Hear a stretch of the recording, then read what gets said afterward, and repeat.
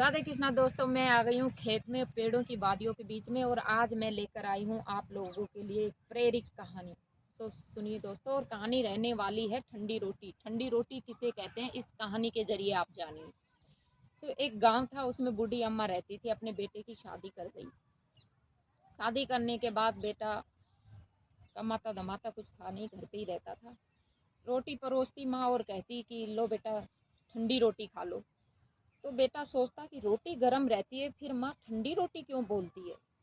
खूब दिन हो गया ये सिलसिला चलता रहा, लेकिन बेटा मन मन सोचता रहा, लेकिन माँ से सवाल जवाब नहीं किया।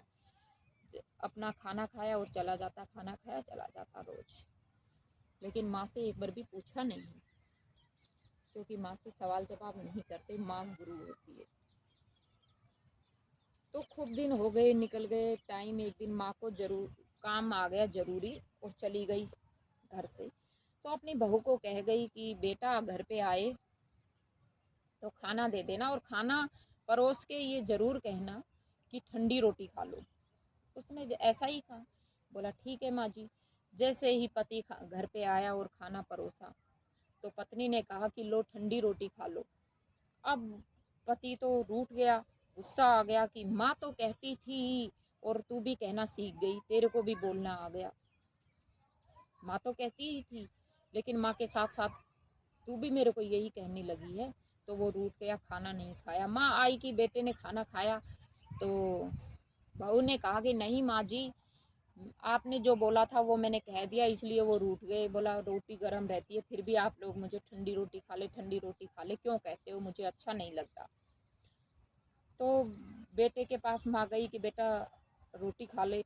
तो बोला माँ, आप लोग गर्म रोटी रहती है फिर भी मुझे कहते हो ठंडी रोटी खा ले, क्यों कहते हो मुझे। तो माँ ने कहा कि बेटा ठंडी रोटी किसे कहते हैं। बोला ठंडी रोटी रात को जो बनती है सुबह खाते हैं उसको ठंडी रोटी कहते हैं, सुबह की बनी हुई शाम को खाए तो उसे ठंडी रोटी कहते हैं, ताज़ी और गरम रोटी तो उसी टाइम बनती है, उसको ताज़ा रोटी को गरम ही कहते हैं। बोला। तब माँ ने कहा कि नहीं बेटा, जो ये इसी प्रकार जो तू रोटियां खा रहा है ना, ये तेरे बाप के पैसों की कमाई की है, इसलिए ये ठंडी रोटियां हैं। ताज़ा रोटियां अगर तुझे खानी है तो तुझे अपनी कमाई करनी पड़ेगी, और फिर आपको गरम रोटियां मिलेगी, फिर ताज़ा रोटियां खाएंगे। तब बेटे के दिमाग में बात बैठी और वो काम धंधा करने निकला। और सो दोस्तों, कहानी का सारांश तो आप समझ ही गए होंगे। शादी के बाद माता पिता पे निर्भर ना रहे, ठंडी रोटियां ना खाए, अपनी मेहनत की गरम रोटियां खाए। सो कहानी कैसी लगी कमेंट सेशन में बताना, और ऐसी ही कहानियाँ हर संडे सुनने के लिए आप मुझे फॉलो ज़रूर करना। इसी के साथ सभी को राधे कृष्णा।